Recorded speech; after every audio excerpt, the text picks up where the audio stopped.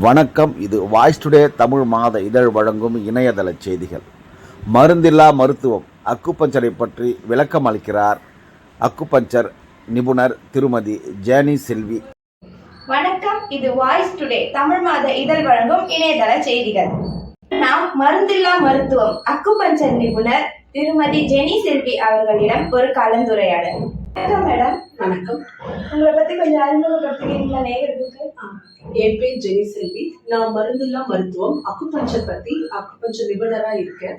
இந்த 18 வருடமா நான் இந்த துறையில நான் இருக்கேன்.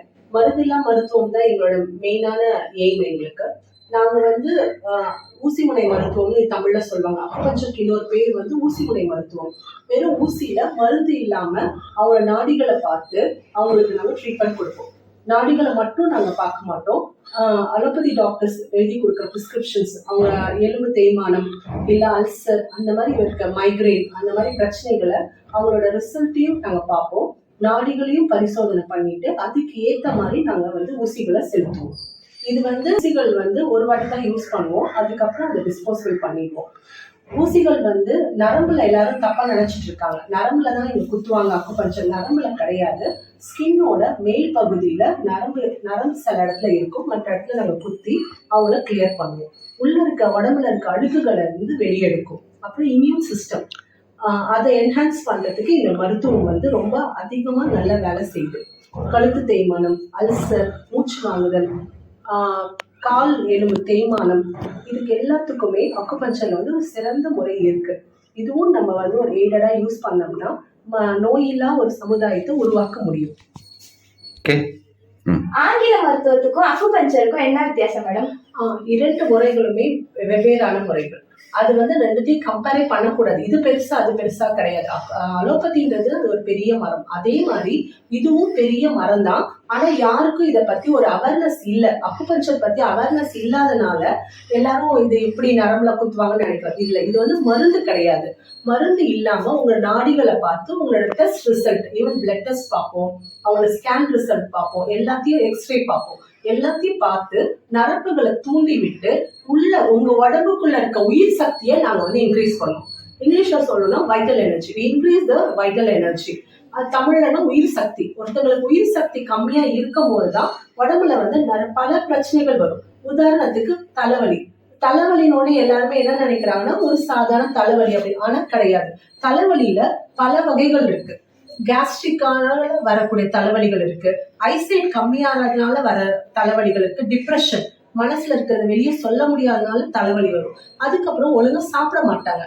இது ஒரு நாள் சாப்பிடலன்னா தலைவலி வருமாலாம் கிடையாது. 4-5 நாள் ஒழுங்கா ஒரு மாசம் ஒழுங்கா சாப்பிடாம திடீர்னு சாப்பிடும் போது கேஸ்ட்ரிக் இன்க்ரீஸ் ஆகி அது மூலமா தலைவலிகள் ஏற்படும். தலைவலின்றது வெறும் தலையில மட்டும் உங்களுக்கு இருக்காது. முன்பக்கம் வலிக்கும், பின்பக்கம் வலிக்கும்.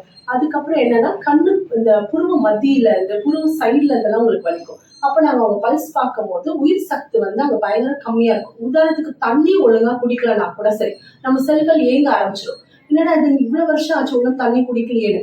அப்ப 10 வருஷமே இவங்க ஒழுங்கா தண்ணி குடிச்சிருக்க மாட்டாங்க. அதுக்கப்புறம் நிறைய ப்ரோக்ராம் இப்ப யூடியூப் எல்லாம் பார்த்துட்டு மேடம் நாங்க இப்ப நல்லா தண்ணி குடிக்கிற மேடம், நீ ஃபர்ஸ்ட் பண்ண தப்பு தான் இப்ப உங்களுக்கு ரெஃப்ளெக்ட் ஆகும். அதெல்லாம் நாங்க ஊசி போட்டு அந்த இதுல உயிர் சக்தியை தூண்டி விடுவோம். ஏன்னா நம்ம பாடியில எல்லா இடத்துலயுமே நம்ம பாடியே எப்படின்னா தானே ரீசைக்கிள் ஆகுற எனர்ஜி அதுக்கு இருக்கு. ஒவ்வொரு உறுப்புகளுக்கும் தானே மருந்து இல்லாம தானே இயங்கக்கூடிய, தானே சுத்தரிச்சு பண்ணி தானே அது தன்னைத்தானே இன்க்ரீஸ் பண்றதுக்கு அதுக்கு அவ்வளவு உயிர் சக்தி இருக்கு.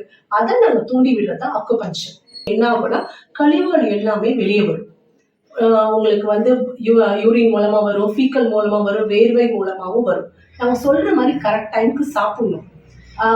அப்புறம் கரெக்டா தண்ணி குடிக்கணும். தேவையில்லாத டைம்ல சாப்பிடக்கூடாது. பழங்கள் எடுக்கிற டைம் இருக்கு. ஒவ்வொரு ஆர்கனுக்கும் ஒவ்வொரு உறுப்புகளுக்கும் ஒரு டைம் இருக்கு. அந்த டைம் பிரகாரம் நம்ம ஒழுங்கா நம்ம சாப்பிட்டோம்னா நோயில்லா சமுதாயத்தை ஈஸியா உருவாக்க முடியும்.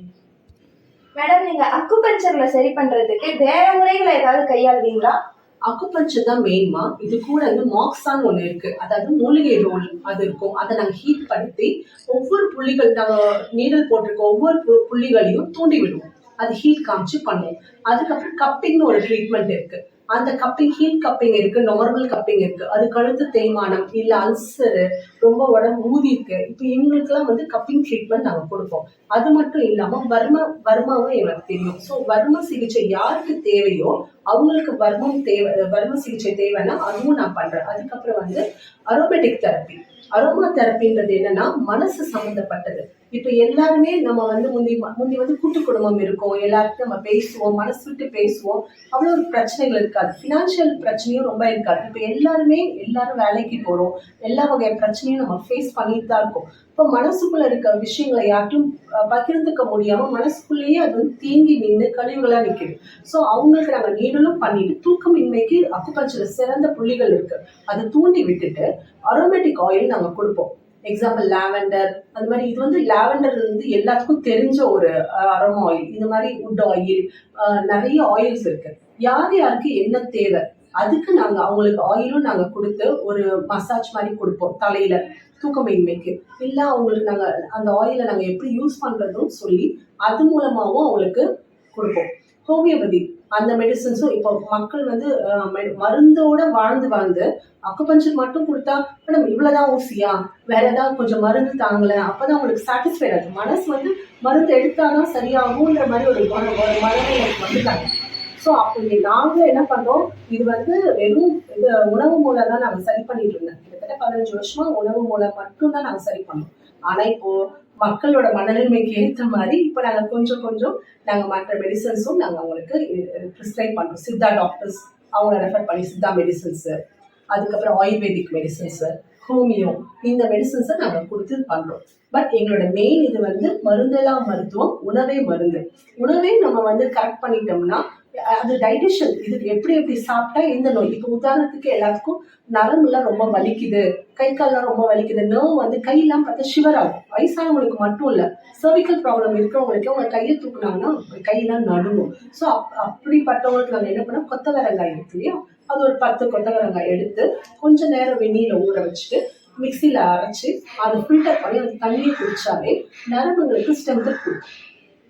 இது எளிய முறை, ரொம்ப எளிய முறையில தான் நாங்க பண்ணிட்டு இருக்கோம். அதனால 18 வருஷமா நான் வந்து சஸ்டெயின் ஆயிட்டு மருந்தில்லா மருத்துவம் அக்குபஞ்சர்ல ஓடிட்டு இருக்காரு. இந்த மாதிரி சின்ன கரெக்ஷன்ஸ் நாங்க பண்ணுவோம். உங்களோட வெறும் ஃபுட்டு நீங்க வாங்குற காய்கறியிலே இதெல்லாம் சரி பண்ணிட்டா சரியாயிடும். ஸோ இது நான் ரொம்ப என் கையில இருக்கிறது அக்குபஞ்சர், மாக்ஸா, அதுக்கப்புறம் பர்மக்கலை, அதுக்கப்புறம் நாங்கள் காய்கறி வைத்தியம். நாட் ஓன்லி காய்கறி, கனிகள் எப்படி ஒழுங்குமுறையா சாப்பிடணும், என்னெல்லாம் எடுத்துக்கிட்டா இது கழிவுகள் வெளியே வரும், எது உங்களுக்கு நரம்பை இன்க்ரீஸ் பண்ணிவிடும், பூஸ்டப் பண்ணிவிடும், எது உங்க வைட்டல் எனர்ஜி இன்க்ரீஸ் பண்ணும், இதெல்லாம் பார்த்து அதுக்கேற்ற மாதிரி சொல்ல எல்லாருமே சரியா போயிருக்காங்க. சொல்லுங்க. இது வந்து சைனீஸ் முறையில வந்து மாக்ஸான இது ஒரு இது அனல் காமிக்கிறதுன்னு சொல்லுவாங்க. இது வந்து மூலிகையால செய்யப்பட்ட ஒரு ரோல். இது இந்த மூலிகையால செய்த ஒரு கலவை. இதை வந்து பேஷண்டோட நம்ம நீடல் பண்ணிருக்கோமோ அந்த இடத்துல இது காமிக்கும் போது கூட கொஞ்சம் துரிதமா இது வந்து வேலை செய்ய ஆரம்பிக்கும். இப்ப எலும்பு தேய்மானம் இங்க எக்ஸ்ட்ரா க்ரோத் ஆயிருக்கு, இந்த எலும்புகள் வந்து இங்க எக்ஸ்ட்ராவா க்ரோத் ஆயிருக்கு. அப்ப இந்த இடத்துல நாங்க என்ன பண்ணுவோம்னா இந்த மாக்ஸான்ற இந்த இதுவும் எண்ணெயை கொஞ்சம் பூசிட்டு அதுல பண்ணும்போது எங்களுக்கு ரிசல்ட் வந்து ரொம்ப அதிகமா இருக்கும். இந்த எலும்பு தேய்மானம் இங்க எக்ஸ்ட்ராவா க்ரோத். இது டாக்டர்ஸ் வந்து ஆப்ரேஷன் பண்ணி எடுக்கணும்னு சொல்லுவாங்க. பட் இவங்களுக்கு நாங்க ஃபர்ஸ்ட் ஒரு வாட்டி கொடுக்கும் போதே ரொம்ப பெருசா இருந்தது இல்லப்பா, இங்கெல்லாம் ஆப்ரேஷன் பண்ற அளவுக்கு எதுவும் வரல, சரியாயிடுச்சு, எல்லாமே சரியாயிடுச்சு. அவங்களுக்கு காலை கீழே வச்சு நடக்கவே முடியாத அளவுக்கு இருந்துச்சு, நோண்டி தான் நடப்பாங்க. ஆப்ரேஷன் தான் பண்ணணும்னு சொன்னாங்க டாக்டர், இங்க வந்துட்டு சரியாயிடுச்சு.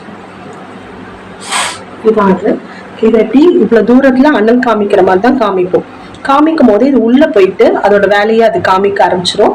தேவையில்லாத உப்புகள் படிமானம், தேவையில்லாத விஷயங்கள் என்ன இருக்கோ அது வந்து இது நிவர்த்தி பண்ணிடும். இது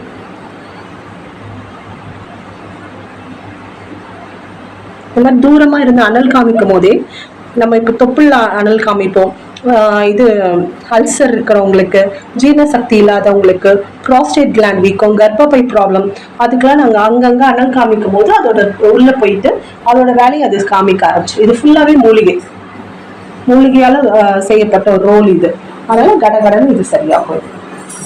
இதுவும் அக்குபஞ்சர்ல ஒன் ஆஃப் த ட்ரீட்மெண்ட். இது இந்த மாதிரி ரத்தம் வந்துச்சுன்னா ரொம்ப நல்லது. அதோட கழிவுகள் உள்ள இருக்க கழிவுகள் வந்து வெளியே வருதுன்னு அர்த்தம்.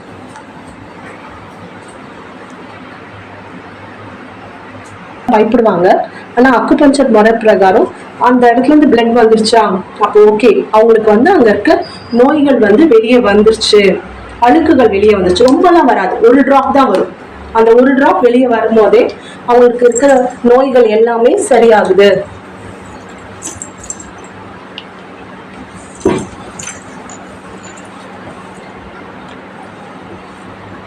இது அக்குபஞ்சர் வந்து வெறும் இந்த மாதிரி வெரிகோஸ் வெயினுக்கு மட்டும் கிடையாது. லிவர் ப்ராப்ளம், லிவர் ஃபேட்டி லிவர்னு நம்ம சொல்லுவோம், அதுக்கும் அக்குபஞ்சர்ல வந்து நிறைய இருக்கு. அப்புறம் மைக்ரேன், ஒத்த தலைவலி, அப்புறம் அல்சர், அப்பெண்டிக்ஸ், இந்த மாதிரி எல்லாத்துக்கும். அந்த மாதிரி உடம்புல வந்து எதிர்ப்பு சக்தி ரொம்ப கம்மியா இருக்கு, அவங்களுக்கும் இந்த அக்குபஞ்சர் பண்ணும் போது எதிர்ப்பு சக்தி, நோய் எதிர்ப்பு சக்தி தானே சரியாயிடும்.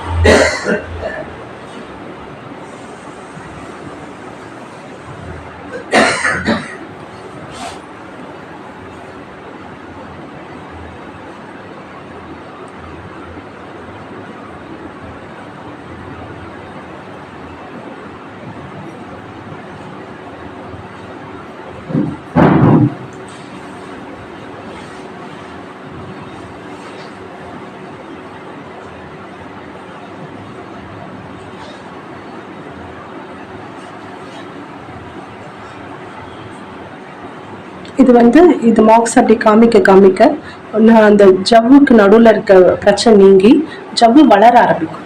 அக்குபஞ்சர்ல தான் இந்த சொல்றாங்களா, நிறைய ஆட்லாம் பார்த்துருப்பீங்க, முட்டியில நடுவில் இருக்க ஜவ்வு வந்து தேய்மான. அந்த அக்குபஞ்சர்ல வந்து மருந்து இல்லாமே 2-3 புள்ளிகளை தூண்டி விட்டாலே அந்த ஜவ்வுகளுக்கு நடுவில் இருக்க அந்த மஜ்ஜைகள் வந்து வளரக்கூடிய பாயிண்ட்ஸ் வந்து அக்குபஞ்சருக்கு பெரிய பிளஸ் பாயிண்ட். இது அதே மாதிரி உடம்புல அதிகமா சுரக்குகின்ற ஹார்மோன்ஸ் அது எல்லாமே சரி பண்றது அக்குபஞ்சர்ல 4 பாயிண்ட் தூண்டி விட்டாலே அந்த அக்குபஞ்சர்ல ஹார்மோனல்ஸ் இம்பேலன்ஸ், யூட்ரஸ் ப்ராப்ளம், நமக்கு என்னன்னே தெரியாம தலைவலிக்கும், மென்சஸ் முன்னாடி தலைவலிக்கும், அஜீரணமா இருக்கும், இல்ல ஹார்மோன்ஸோட குறைபாடுகள் எல்லாமே இதுல சரியாகும்.